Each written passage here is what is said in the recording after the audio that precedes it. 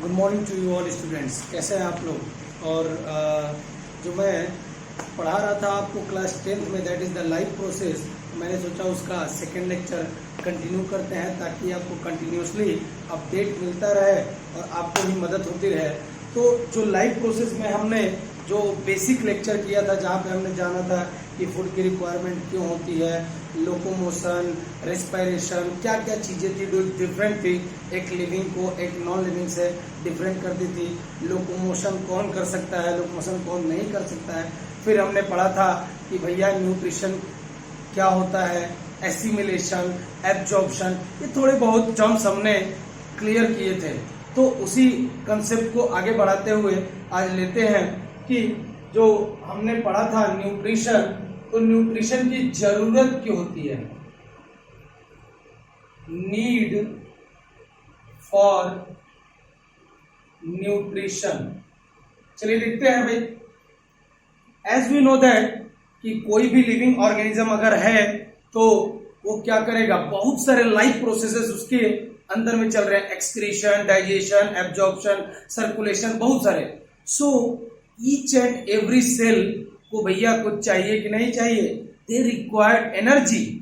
और ये एनर्जी उनको कहां से मिलती है, तो ये एनर्जी उनको मिलती है न्यूट्रिएंट से या फूड से जो वो ईट करते हैं, जो खाते हैं, इसी से उनको क्या मिलती है, एनर्जी। बेसिकली अगर बात करें तो जो हम फूड खाते हैं, ये फूड का ब्रेकडाउन होता है in the presence of oxygen, that process is called as respiration. और जहां पे एनर्जी निकलती है in the form of ATP, adenosine triphosphate के फॉर्म में। एटीपी को हम लोग एनर्जी करेंसी भी कहते हैं। तो जाके हमें क्या मिलती है, energy.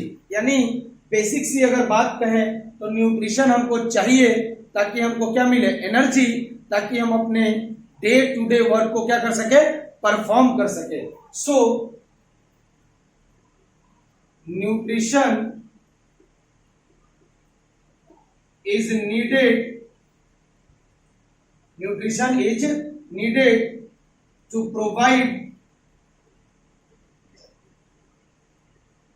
provide energy so that we can perform our life processes। यानी हमारे जितने भी लाइफ प्रोसेस हैं, उन सारे लाइफ प्रोसेसेस को परफॉर्म करने के लिए हमें क्या चाहिए, न्यूट्रिशन।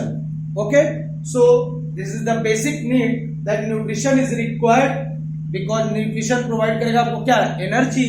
और इसी से हम अपने डे टू डे वर्क कर सकते हैं, चाहे एक्सक्रीशन हो, चाहे डाइजेशन हो, चाहे एब्जॉर्प्शन हो, हर वो चीज को हम परफॉर्म कर सकते हैं by the help of nutrition. अब नेक्स्ट क्वेश्चन अराइज होता है कि भैया ये न्यूट्रिशन आपको मिलेगा कहां से, तो न्यूट्रिशन आपको मिलेगा न्यूट्रिएंट्स से। कहां से मिलेगा, न्यूट्रिएंट्स। सो न्यूट्रिएंट्स क्या होते हैं, तो न्यूट्रिएंट्स वो सब्सटेंस है जो आपको क्या प्रोवाइड करेंगे, एनर्जी। बेसिक सी बात करें फूड, तो फूड में अगर बात करें तो केवल फूड में आपने केवल कार्बोहाइड्रेट नहीं पढ़ा हुआ, तो जो भी फूड हम खाते हैं, बहुत सारे फूड को क्या करते हैं, डाइजेस्ट करते हैं, इंजेस्ट करते हैं इन आवर माउथ में। तो बहुत सारे कंपोनेंट्स होते हैं फूड के। फॉर एग्जांपल कुछ फूड में कार्बोहाइड्रेट पाया जाएगा, कुछ फूड में फैट पाया जाएगा, कुछ फूड में प्रोटीन पाया जाएगा, कुछ फूड में विटामिन पाया जाता है, कुछ फूड में मिनरल्स पाया जाता है। तो यानी अगर बोले सिंपल लैंग्वेज में बोले तो न्यूट्रिएंट्स वो सब्सटेंस हैं जो आपको क्या प्रोवाइड करेंगे, nutrition. The definition of nutrients: material which provide nutrition to organism are called as nutrients। इन्हीं को हम लोग क्या बोलते हैं, न्यूट्रिएंट्स। तो ये सारी चीजें हम देखेंगे धीरे धीरे कि न्यूट्रिएंट्स के कितने प्रकार होते हैं। तो न्यूट्रिएंट्स बेसिकली अगर देखें तो जो न्यूट्रिएंट्स होंगे इसको आप लिखें, उसके बाद आगे कंटिन्यू करते हैं।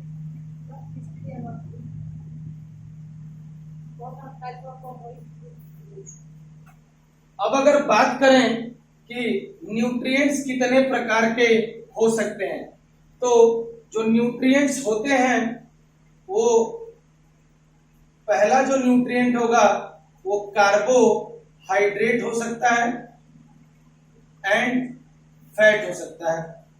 तो जो बेसिक न्यूट्रिएंट्स है उसके ये सब एग्जांपल हैं, जैसे कि हम बात करें कार्बोहाइड्रेट और फैट, तो बहुत सारी चीजें हैं जिनको हम अगर खाते हैं जिससे आपको क्या मिलेगा, जो मेजर सोर्स ऑफ एनर्जी होता है ये यही होते हैं, इनको हम कह सकते हैं मेजर सोर्स ऑफ एनर्जी, यानी यही मेजर सोर्स सिंपली अगर बोले तो सबसे ज्यादा एनर्जी अगर आपको मिलेगी तो मिलती है कार्बोहाइड्रेट और फैट से। तो क्वेश्चन राइज होता है कि भैया ये कार्बोहाइड्रेट और फैट कहां से मिलते हैं, तो बहुत सारे फूड हैं जिनसे आपको कार्बोहाइड्रेट और फैट मिलेगा। जब आप खाते हैं व्हीट को खाएंगे तो मिल सकता है, फिर अगर राइस खाएंगे तो भी, कॉर्न खाएंगे तो भी, और कभी कभार चॉकलेट्स। तो why I am writing chocolates, इसीलिए बोला जाता है कि बेटा अगर चॉकलेट ज्यादा खाओगे तो फैल जाओगे, यानी मोटे हो जाओगे, क्योंकि चॉकलेट में बेसिकली होता क्या है, फैट होता है।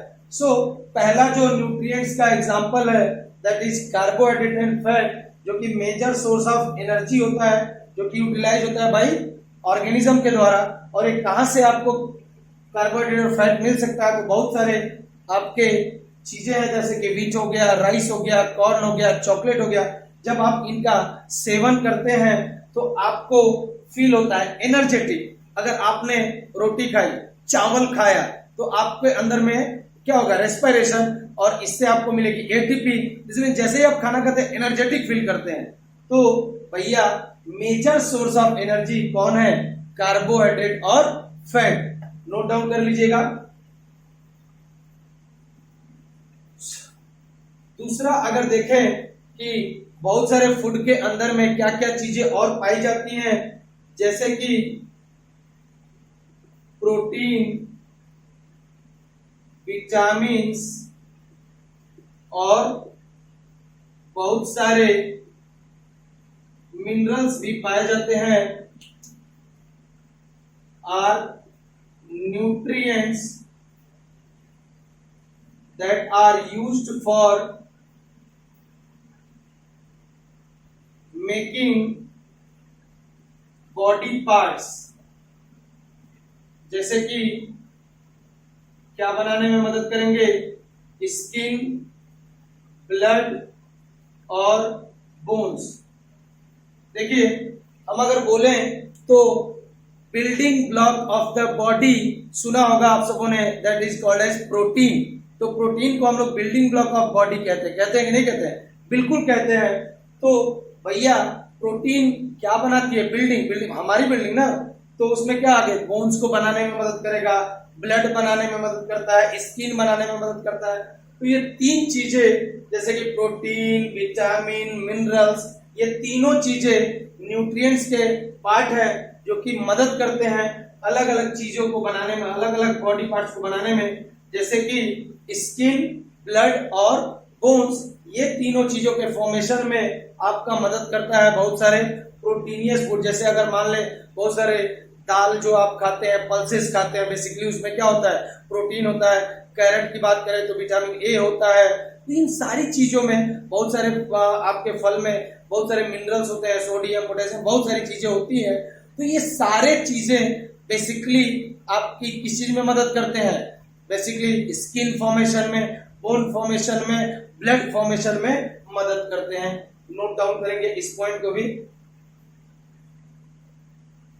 अब देखेंगे कि कहां कहां आपके बॉडी में कौन कौन से डिफरेंट टाइप्स ऑफ प्रोटीन पाए जाते हैं।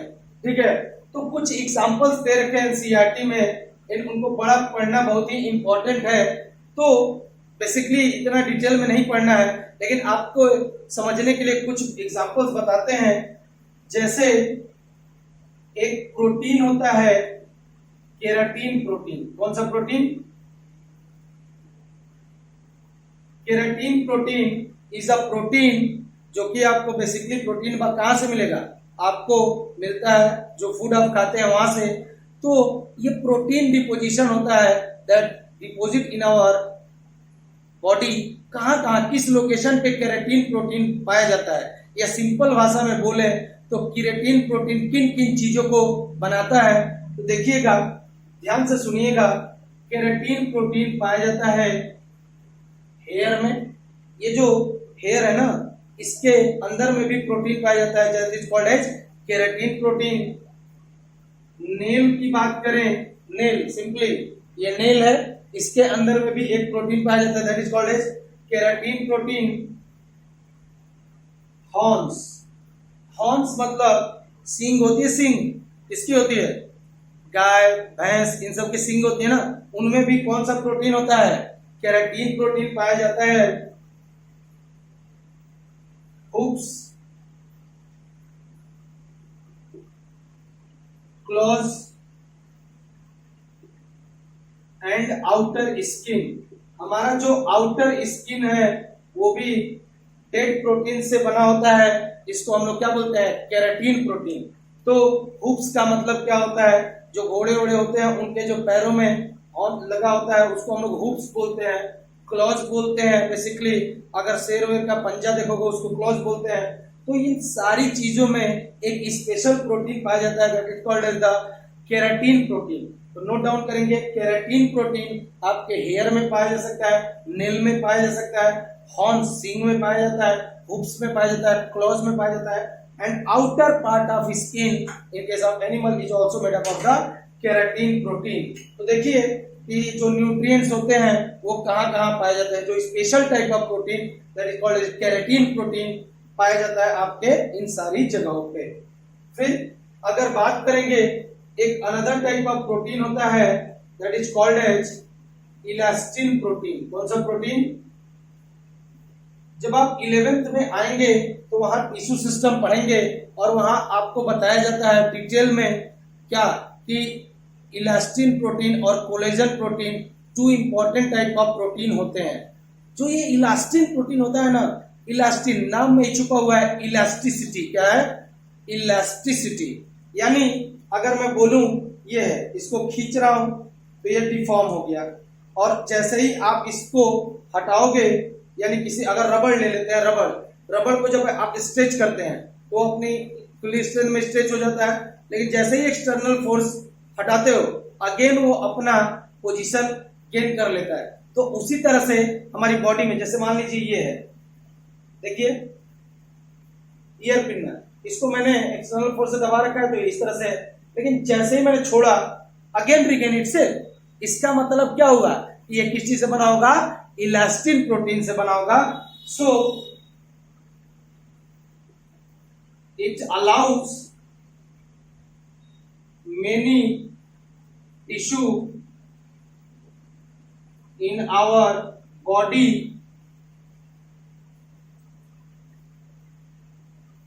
to resume their shape after stretching and contracting। यानी जैसे ही आप वहां से क्या हटाएंगे? अपने फोर्स को, एक्सटर्नल फोर्स को हटाते हैं, ऐसी प्रोटीन जहां भी होगी वो अगेन रिगेन कर लेगी, अपने ओरिजिनल शेप में आ जाएगी। ऐसे प्रोटीन भी बॉडी में पाए जाते हैं जिसको हम लोग क्या बोलते हैं? Elastin protein. क्या कहेंगे? Elastin protein. तो पहला जो केराटिन प्रोटीन, दूसरा that is the elastin protein that it allows many tissue in our body to resume their shape, मतलब अपने ओरिजिनल शेप में आ जाए after stretching and contracting. Note down करेंगे, कुछ इंपॉर्टेंट प्रोटीन पाए जाते हैं जो मैकेनिकल स्ट्रेंथ प्रोवाइड करते हैं। अगर मैं बोलूं कि हड्डी, बोन्स की बात करो, तो बोन्स को आप कंट्रैक्ट कर सकते हैं क्या? उनको मोड़ सकते हैं क्या? नहीं। जैसे ही आप उसको मोड़ने की कोशिश करेंगे इट विल ब्रेक। यानी ये हार्डनेस है, हार्ड है ना, यानी उनकी हार्डनेस बेसिकली किससे होगी, तो बेसिकली उनमें जो मेन थिंग पाई जाती है वो पाया जाता है collagen protein that maintains the mechanical strength to the body parts. अगर मान लीजिए ये है, ये हैंड है, ये बोन से बना हुआ है, इसको आप ऐसे करोगे क्या है, अल्टीमेटली बोन्स क्या हो जाएंगी, ब्रेक हो जाएंगी। तो बोन्स में बेसिकली और ज्यादातर में क्या पाया जाता है, कोलेजन प्रोटीन पाया जाता है, जो उसको क्या होगा बेटा, हार्डनेस प्रोवाइड करता है। जैसे the third type of protein called as collagen protein. तो ये जो कोलेजन प्रोटीन है जनरली आपके पाया जाता है दो चीजों में, अगर मैं बोलूं टेंडन और लिगामेंट। तो ये क्वेश्चन बहुत बार पूछा जाता है, what is the difference between tendon and ligament. पहले तो ये ध्यान रख लीजिएगा कि जो कोलेजन प्रोटीन होता है ये क्या प्रोवाइड करता है आपको, मैकेनिकल स्ट्रेंथ। क्या प्रोवाइड करेगा, मैकेनिकल स्ट्रेंथ प्रोवाइड करेगा, आपको मजबूती प्रोवाइड करेगा, मुझे नहीं, मेरी बोन्स को और किसको, ऑब्वियस सी बात है जो आपके और अदर पार्ट्स होते हैं उनको, ठीक है, बोन्स लिगामेंट इन सबको देखेंगे। तो इनमें इन दो पार्ट्स के बारे में बहुत ज्यादा बार पूछा जाता है कि what is the difference between tendon and ligament. तो सबसे पहले ये ध्यान रखिएगा कि ये दोनों जो होती हैं फाइब्रस कनेक्टिव टिश्यू होती हैं। क्या होती हैं, फाइब्रस कनेक्टिव टिश्यू। पहले तो ये याद रख लीजिएगा, ये दोनों की दोनों फाइब्रस, कोलेजन फाइबर से बनी होती है, ठीक है, तो फाइब्रस कनेक्टिव टिश्यू होती है। और ये भी क्या होगी, फाइब्रस कनेक्टिव टिश्यू। क्यों फाइब्रस बोल रहे हैं, क्योंकि ये कोलेजन फाइबर से बनी हुई है, इसीलिए इनको हम लोग फाइब्रस कनेक्टिव टिश्यू कह रहे हैं। लेकिन ये नहीं पूछा जाता है, पूछा जाता है कि ये जो टेंडन है किसको किससे, कनेक्टिव सिंपली मींस कनेक्ट करने का काम करता है बेटा। तो कनेक्शन अकेले में तो हो नहीं सकता है, एक और दो में कनेक्शन होगा, दो पार्ट में कोई ना कोई कनेक्शन होता है। तो ये दोनों की दोनों, चाहे टेंडन हो चाहे लिगामेंट हो, इनको हम लोग बोलते हैं फाइब्रस कनेक्टिव टिश्यू। क्या बोलते हैं, फाइब्रस कनेक्टिव टिश्यू। आज का ये बहुत ही इंपॉर्टेंट ज्ञान है, समझ लीजिएगा, ज्ञान है, क्योंकि एक या दो नंबर का क्वेश्चन इसमें आ सकता है, what is the difference between tendon and ligament.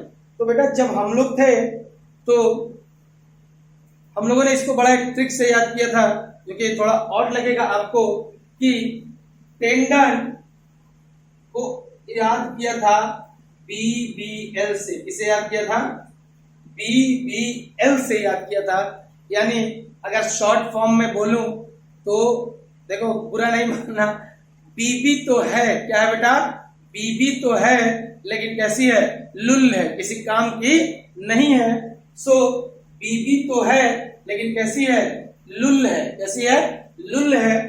तो बी मतलब बोन और बी मतलब बोन।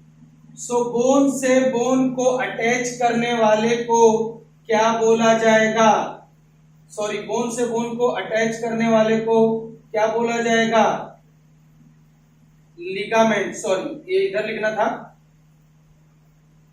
BBL। ओके, बीबी तो है लेकिन कैसी है, लुल है। तो B for bone and another B for bone और L फॉर लिगामेंट। क्या है बेटा जी, L for ligament.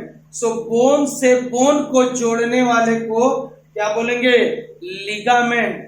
Note down कर लीजिएगा, बीबी तो है लेकिन कैसी है, लुल है, किसी काम की नहीं है। तो याद कर लीजिएगा, bone to bone attachment provide करता है कौन, लिगामेंट। नोट डाउन कर लीजिएगा, ओके। और टेंडन को हमने याद किया था BMW, इसे याद किया था BMW। तो सुनिएगा, जो टेंडन होता है वो व्हाइट फाइब्रस कनेक्टिव टिश्यू से बना होता है। किससे बना होता है, व्हाइट। जो टेंडन होता है बेसिकली, मैंने बोला ना किस fibre, white fibrous connective tissue से बना होता है। तो इसको हमने याद किया था BMW से। किसे याद किया था, BMW से। वो व्हाइट फाइब्रस कनेक्टिव टिश्यू बनाती है टेंडन को। किसको बनाएगी? टेंडन को। ध्यान रखिएगा, इसको याद करने के लिए ट्रिक है BMW। जो ये टेंडन होता है ना, टेंडन, ये जो टेंडन होता है ये बना होता है व्हाइट फाइब्रस कनेक्टिव टिश्यू से। किस कनेक्टिव टिश्यू से? व्हाइट फाइब्रस कनेक्टिव टिश्यू से।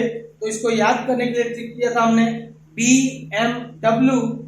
B simply for bone, M simply for muscle. तो याद रखिएगा, बोन से मसल को जोड़ने वाले को क्या बोलते हैं? जो बोन को मसल से जोड़ता है वो बना होता है व्हाइट फाइब्रस कनेक्टिव टिश्यू से, जिसको हम लोग क्या बोलते हैं? टेंडन। क्या बोलेंगे? टेंडन। तो याद कर लीजिएगा, BMW बोन से मसल को जोड़ने वाला किस किस किस फाइब्रस कनेक्टिव टिश्यू से बना होगा? व्हाइट फाइब्रस कनेक्टिव टिश्यू से। और वो बेसिकली होता क्या है? टेंडन। तो बोन से मसल को जोड़ने वाले को क्या बोलते हैं? टेंडन। और लिगामेंट किसे कहते हैं? बीबी तो है लेकिन कैसी है? लुल है। तो बोन से बोन के कनेक्शन को करने वाले को क्या बोलेंगे? लिगामेंट। नोट डाउन कर लीजिएगा।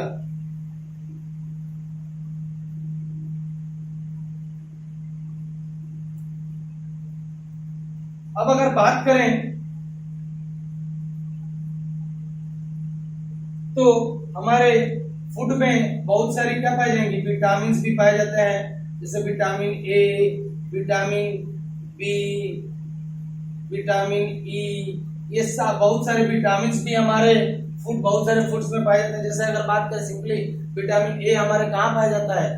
ऑब्वियस बात है, कैरेट वैरेट में पाया जाता है। तो बहुत सारे फूड होते हैं जिसमें अलग अलग विटामिन आपको देखने को मिल सकते हैं। विटामिन B12 आपके जनरली कर्ड में पाया जाता है। बहुत सारी चीजें होती हैं। और आप जब खाएंगे तो उसमें आयरन भी मिलेगा। आयरन बेसिकली हम लोग कहाँ से मिलता है? बहुत सारे मिनरल से मिलता है। कैल्शियम, ये भी हम लोगों को बहुत सारे मिनरल्स जो होते हैं जिसको हम लोग खाते हैं, जिससे हमको क्या मिलता है? कैल्शियम प्रोवाइड होता है।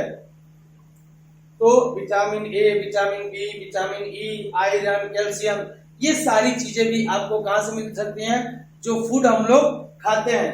तो ये जो सारे न्यूट्रिएंट्स हैं जो भी हमने अभी पढ़े, carbohydrate, fats, protein, vitamin, minerals, ये सारे, आयरन, कैल्शियम, ये बेसिकली हम लोगों को कहां से मिलते हैं? सो दिस न्यूट्रिएंट्स जो भी हमने पढ़ा, carbohydrate, fats, proteins, vitamins, minerals, सब जितने भी न्यूट्रिएंट्स हैं आर फाउंड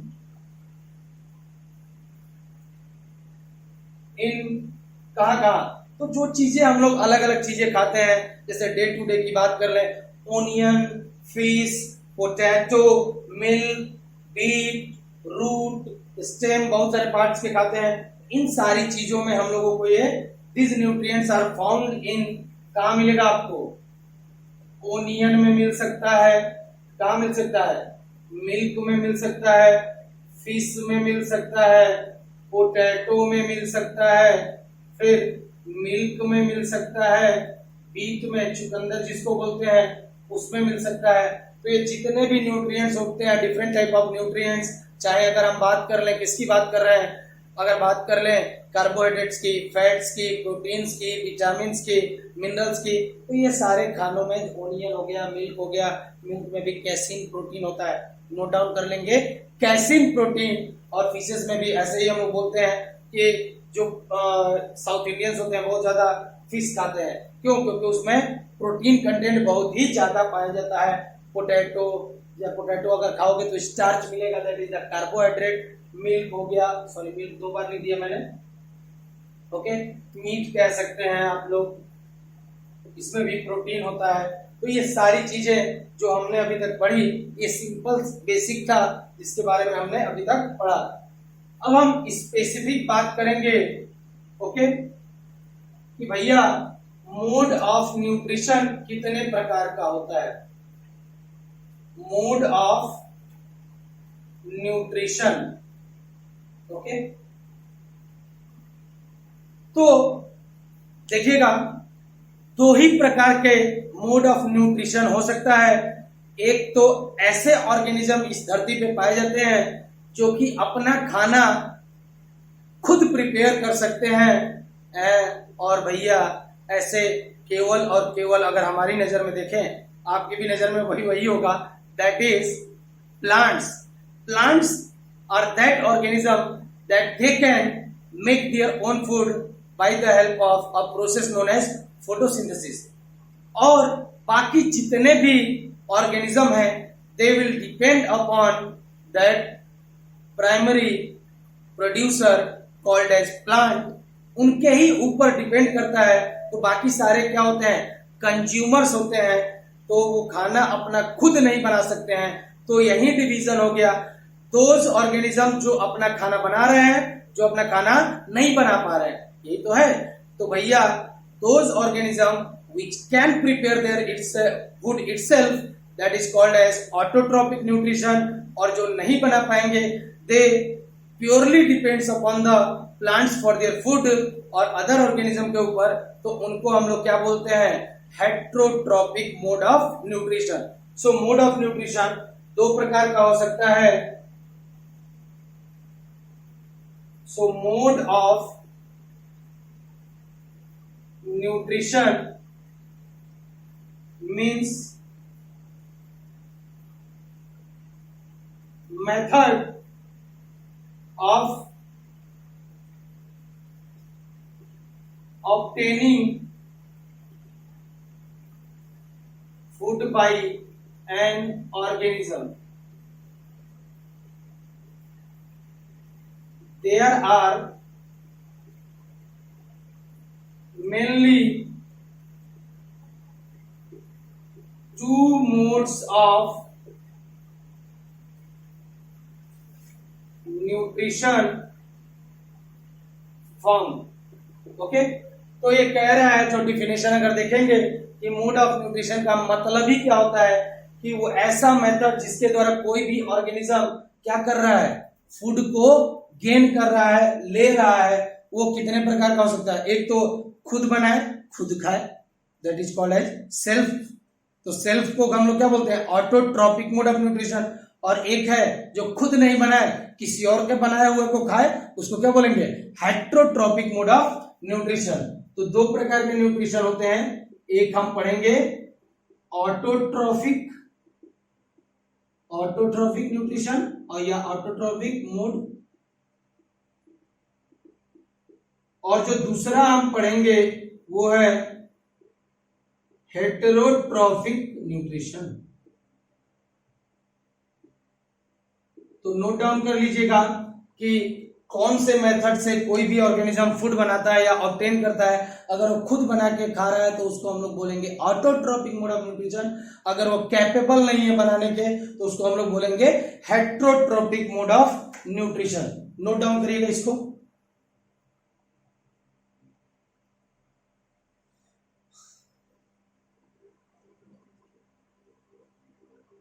चलिए तो पहला देखते हैं, that is autotrophic mode of nutrition.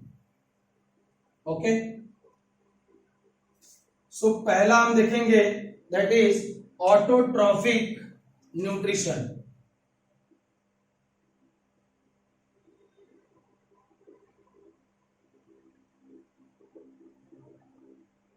तो दोस्तों ये जो ऑटोट्रॉफिक न्यूट्रिशन है ये दो वर्ड से मिलके बना हुआ है। देखिए ऑटोट्रॉफिक दो वर्ड से मिलके बना हुआ है, एक है ऑटो और दूसरा ट्रॉफिक। ऑटो का मतलब अब ये नहीं है ऑटो लो घर जाओ, नहीं वो वाला ऑटो नहीं। ऑटो का मतलब क्या है, सेल्फ। क्या होता है, सेल्फ। और ट्रॉफे मतलब होता है न्यूट्रिशन। क्या होगा, न्यूट्रिशन। तो ऐसे ऑर्गेनिज्म जो अपना न्यूट्रिशन खुद तैयार करते हैं उन सारे ऑर्गेनिज्म को क्या बोलेंगे, autotrophic organism. And this mode of making food by itself is called as autotrophic mode of nutrition. So definition लिखेंगे,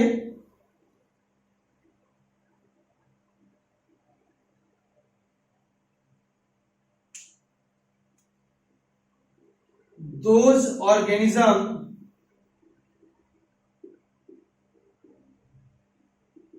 which can make their own food by the process। अगर बात करें प्लांट्स की तो प्लांट्स ही होते हैं इस पूरे सृष्टि पे, पूरे धरती पे, जो अपना खाना खुद बना सकते हैं। और एक स्पेशल प्रोसेस होता है जिसके बारे में हम डिटेल में पढ़ेंगे।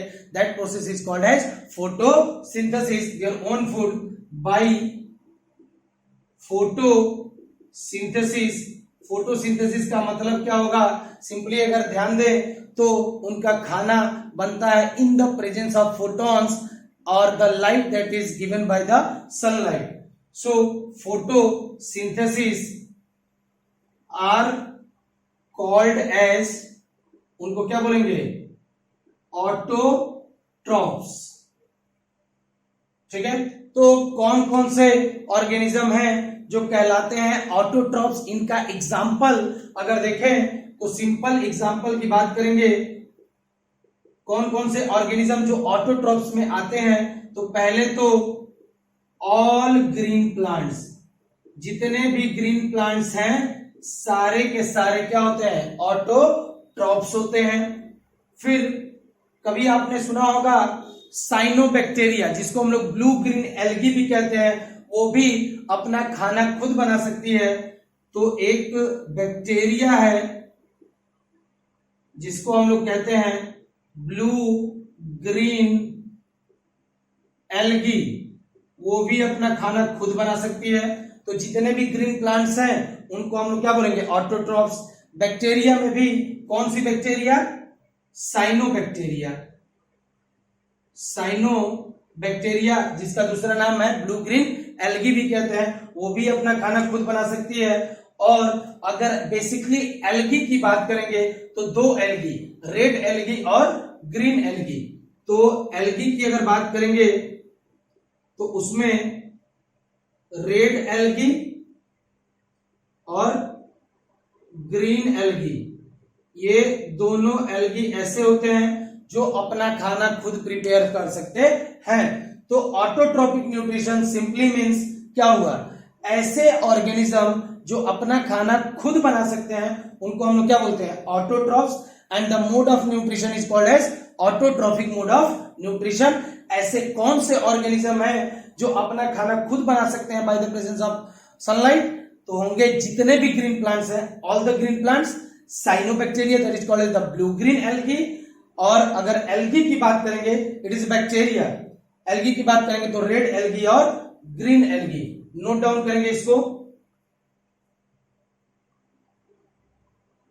सो autotrophic mode of nutrition, so it is a mode of nutrition in which organism can prepare food itself। so अगर बात करें कि ऑटोट्रोपिक न्यूट्रिशन क्या होगा तो it is a mode of nutrition जहां पे कोई भी ऑर्गेनिज्म अपना खाना खुद बनाता है तो उसको हम लोग क्या बोलेंगे? This type of mode of nutrition is called as autotrophic mode of nutrition. और मैंने बता ही दिया autotrophic form by two word, auto means self, trope means nutrition. So ऐसे ऑर्गेनिज्म जो अपना खाना खुद बना सकते हैं by the presence of sunlight, और एक प्रोसेस होता है जिसको हम लोग क्या बोलते हैं? फोटोसिंथेसिस। उसको हम लोग बोलेंगे, सारे ऑर्गेनिज्म को ऑटोट्रॉप्स बोलेंगे। Example of autotrophs are green plants. ध्यान दीजिएगा साइनोबैक्टीरिया, ये एल्गी नहीं है, ये क्या है? Cyanobacteria is a type of bacteria जिसका दूसरा नाम है ब्लू ग्रीन एल्गी। और कुछ एल्गी भी होती हैं जो कि अपना खाना खुद बना सकते हैं, रेड एल्गी और green algae. Okay, note down करिएगा इस पॉइंट को।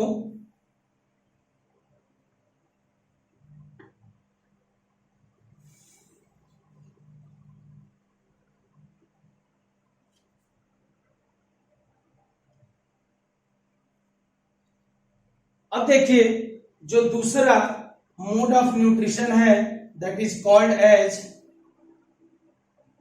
हेट्रोट्रॉफिक, क्या बोलेंगे, हेट्रोट्रॉफिक न्यूट्रिशन। तो जैसे उसको हमने संधि विच्छेद किया था, डिवाइड किया था, it is also form by two words, it is also form by two word. देखते हैं, heterotrophic, it is also form by two word, first that is hetero and second that is trophic. So hetero, hetero means क्या होता है बेटा, others, क्या होगा, others, यानी यहाँ पे खाना खुद से नहीं बनता है, कोई और तैयार करता है। अगर ये ना सोचना है ना, कई लोग ये सोचते हैं सर घर पे तो हम खाना खुद बनाते हैं तो आई एम ऑटोट्रॉपिक। नहीं बेटा, you are not autotrophic. Sunlight में खड़े हो जाओगे तो यहाँ से फूल नहीं निकलने वाले हैं, ठीक है। तो hetero simply means the food is prepared by some other animals और some other organism, for example plants. और ट्रॉफी मीन्स सिंपली न्यूट्रिशन, यानी यहाँ पे जो न्यूट्रिशन आप लेते हो वो आपका खुद का बनाया हुआ फूड नहीं होगा, वो किसी और ऑर्गेनिज्म से गेन करते हो। तो heterotrophic is form by two word, hetero means other, trophy means nutrition. यानी यहां पे अगर बात करें heterotrophic mode of nutrition, so it is a mode of nutrition in which organism अपना खाना खुद नहीं बना पाएगा, in which organism cannot make their own food, वो अपना खाना खुद नहीं बना पाएगा। तो नहीं बना पाएगा, जैसे हम लोग हैं नहीं बना पाएंगे तो किसके ऊपर डिपेंड करते हैं, प्लांट्स पे, and depends on other organism, और ये डिपेंड करेगा अदर ऑर्गेनिज्म पे फॉर इट्स फूड, और वो दूसरे ऑर्गेनिज्म पे डिपेंड करेगा अपने फूड के लिए। तो इस प्रकार के मोड ऑफ न्यूट्रिशन को बोला जाता है क्या, हेटेरोट्रॉपिक मोड ऑफ न्यूट्रिशन। और जो ऑर्गेनिज्म अपना खाना खुद नहीं बना सकते हैं उनको हम लोग क्या बोलते हैं, हेटेरोट्रॉप्स। क्या बोलेंगे, heterotrophs, heterotrophs. Okay, so those organism which cannot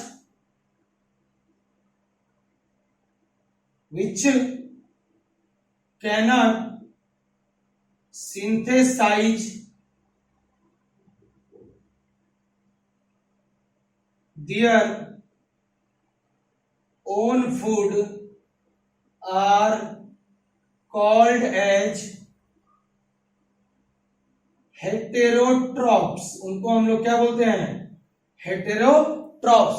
तो ऐसे ऑर्गेनिज्म जो अपना खाना खुद नहीं बना सकते हैं लेकिन डिपेंड करेंगे किसी और पे for their food, called as heterotrophs. तो अगर बात करें एग्जांपल ऑफ हेटेरोट्रॉप्स की तो इसमें बहुत सारे हो जाएंगे। अपनी बात कर लें, मैन, डॉग, कैट, लायन, ठीक है। और कुछ मोस्टली अगर बात करें मोस्ट बैक्टीरिया, तो जो कुछ बैक्टीरिया होती है, जैसे हमने अभी पढ़ा blue green algae is a bacteria, तो वो खाना बना सकती है। लेकिन बाकी सारी बैक्टीरिया, साइनोबैक्टीरिया को छोड़ दीजिए, साल्मोनेला टाइप भी बहुत सारी बैक्टीरिया होती हैं, तो मोस्टली बैक्टीरिया अपना खाना खुद नहीं बना सकते हैं, तो किसमें आएंगी, हेटेरोट्रॉप्स में आएंगी। सो मोस्ट बैक्टीरिया और फंजाई, जो भी फंजाई होते हैं वो भी अपना खाना खुद नहीं बना सकते हैं, तो वो भी किसमें आएंगे, हेटेरोट्रॉप्स में। So this all are the differentiation between autotrophic mode of nutrition and heterotrophic mode of nutrition. So दोस्तों आज के लिए इतना ही। अगर आपको ये वीडियो अच्छा लगा हुआ हो तो काइंडली लाइक करें और सब्सक्राइब करें मेरे चैनल को। और अगर कुछ भी गलत है, कुछ भी अगर आपको नहीं समझ में आया है तो मैं रिक्वेस्ट करूंगा सबसे कि आप मेरे व्हाट्सएप नंबर पे मुझे कांटेक्ट कर सकते हैं। This is my WhatsApp as well as my calling number 8077363019। Thank you, keep supporting me.